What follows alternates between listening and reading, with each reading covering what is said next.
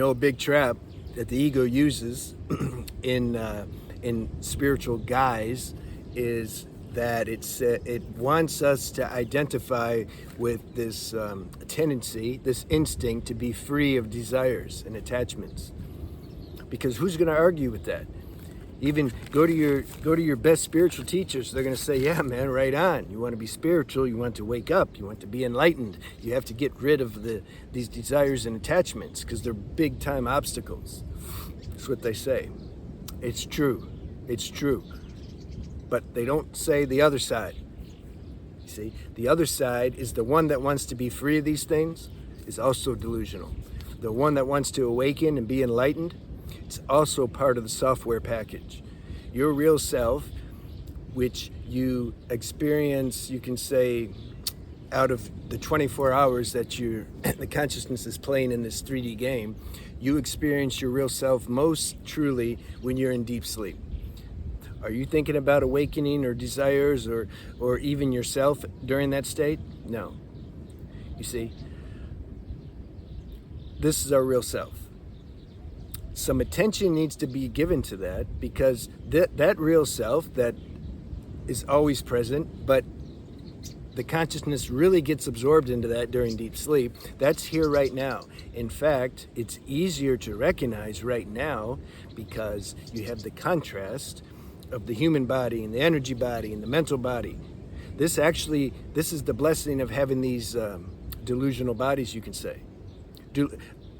They're illusional in the sense that they're not permanent and they don't last and they're always changing because they're subject to the law of evolution. But I'm not non-dualing them away. They're here, right? It only allows me to even speak to you right now because I have a mind. These bodies make it easier to recognize our true self. In deep sleep, these bodies, they're not functioning. Just the bare minimum. So you can say this non-cognitive functioning state, which is our true self, because it doesn't have a mind. When it's just the deep self, it doesn't know it's the deep self. There's nothing there. There's nothing there to work off of, to contrast it. Okay? But my point is that true self, our true self, talking about it as though it's something outside ourselves, but what are we going to do? We got to use language. That's not interested in being free of desires. So I'm trying to say, do both. Because the game is that the human self gets more merged, you can say, with our true self. So you can't ignore that. And the game is that there's effort that gets made in trying to purify the body-mind, being free of addictions and attachments and desires. Yeah, that's part of the game. There's like things out here today, moving around. It's all good. Okay, so you honor that, this human karmic self. At the same time, you give attention to this thing I'm pointing to that is more prominent during deep sleep. You pay attention to that now. It's easier to recognize now because you have the contrast. You have the one that wants to be free of desires and attachments because it wants to be free. That's the software program. It's necessary to be free. The human karmic self wants to be more unlimited. Okay? So then it does introspection and by grace shows us what we have to do, the human self, to do to be more unlimited. I gotta let go of certain desires and attachments because my mind, it keeps my mind busy. When my mind's busy, then my sadhana, which is putting attention on this deeper self, intangible, formless self, it's harder to do because my mind's making noise.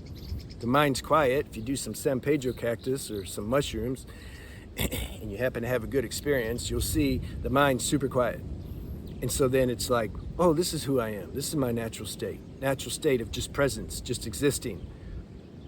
No mind to bother you. It's like just yourself, but you're conscious of it. It's great. So many mosquitoes out. They're like biting through my shirt,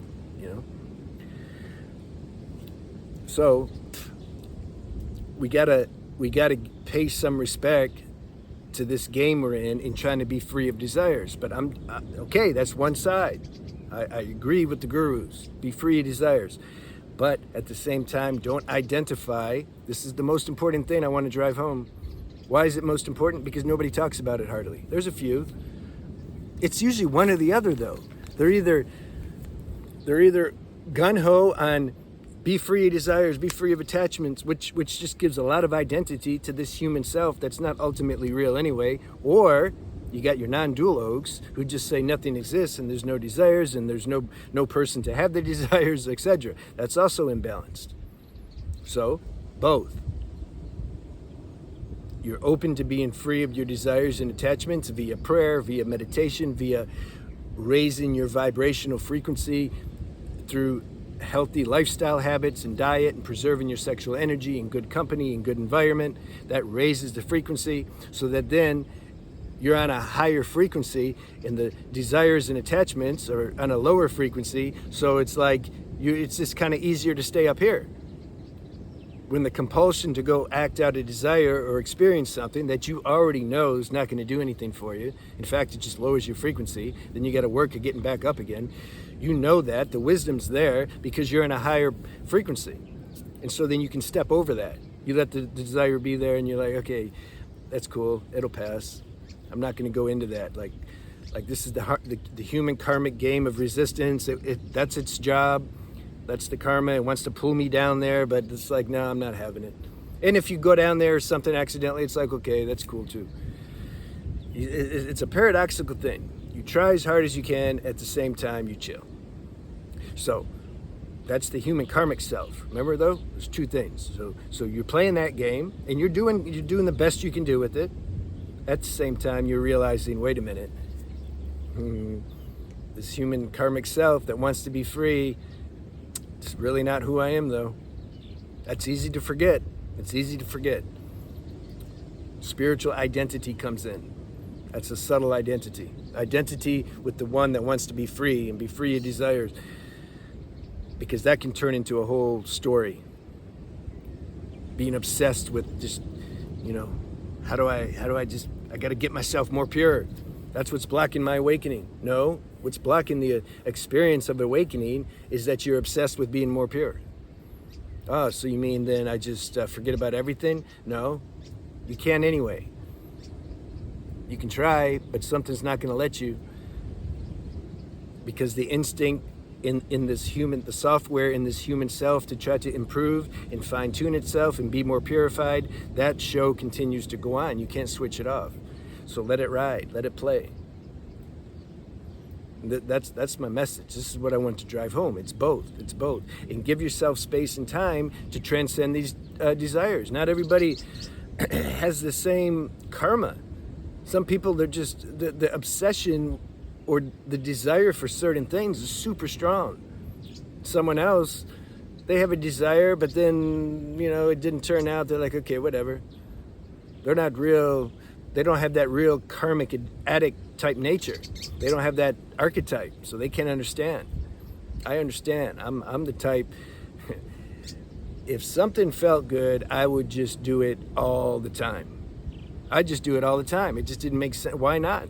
It feels so good. That's how I did with plant medicine. I did it too much. I did it 8 years. I never missed 1 week. I did it at least twice a week for 8 years. The only time I missed was when I went to a retreat in Portugal to see Muji, and so I missed it for 10 days. That's the only time. Why? Why would you do it so much? Because I liked it. So I just kept doing it. I did mostly microdose because the big doses, that was cool for a little bit, but then you're like, okay, I don't want to put my nervous system through that. Like this 5-MAO people like to do. I'm not a proponent of that. That jars the nervous system so strong. It should happen more organic, this transcendence and transformation. I talk to these people in consults. They're all messed up. Because it was too fast. It was too much of a shock. And it can take some time, some months to integrate back into yourself, You don't need such a strong blast. Anyway, that's another video, isn't it? Plant medicine. Okay, did I miss anything? Depends on your character and archetype. that's going to determine what things you desire and what you're attached to, and how you go about being free of it. See, my type, like I was saying, I would just do things to the max until I just got nauseated by it. I just didn't even want to do it anymore. I didn't even want to do it anymore. That was how I became free. And still, the tendency to come up to repeat it would come again later, but I would just be like, nah, I've already, I can't do it. I'm done.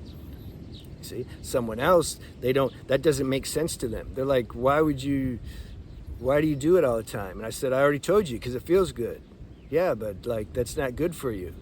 I'm not thinking about, is it good for, it's good for me right now, it feels good. You see, they have different wiring, different prototype. So they can't understand that.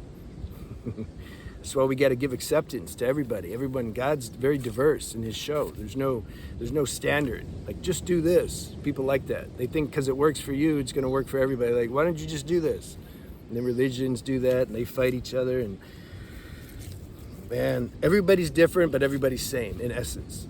Everybody's different in terms of the expression that their particular individual archetype takes. That's different. The wiring, the particular sadhana that appeals to you, all these things are different. How you become free of something, that can be different. There's no standard to that, you know. Highest desire. Look, God put these desires here, though. We have to understand, like there's not a separate you, individual, autonomous self that somehow made itself, and now it's trying to get God to purify it. God is playing this role in everybody. The desires are part of the game show. They have to be there like that to experience this contrast, this shadows and light and dark and sun, whatever. That has to be there. There wouldn't be any game of transcendence if we didn't have these desires and attachments and addictions. So God put them there as part of the show. And God's going to transcend them also as part of the show. You see? Show. Human self is a show. That's why I'm saying, don't identify so much with it. It's hard.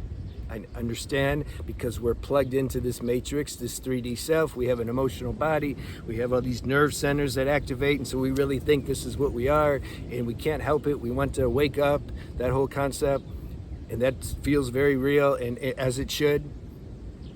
But still, that's not who you are. And I'm trying to say, pay a little attention to the space that you unconsciously experience when you're in deep sleep.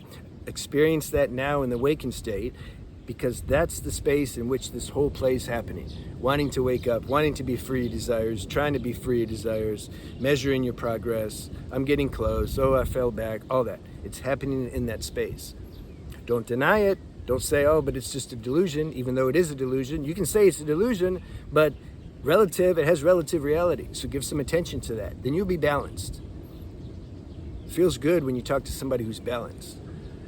They're not just some apathetic, insane person who doesn't care about anything. I can kill people. What difference does it make? Nor are they your spiritual love and light non-dual oak that says nothing exists and you don't have to do anything. You see, there's balance. This is the key to life. Let all your desires collapse into the one desire, which is to keep merging more with your true nature. To keep letting the human self merge more with your universal self.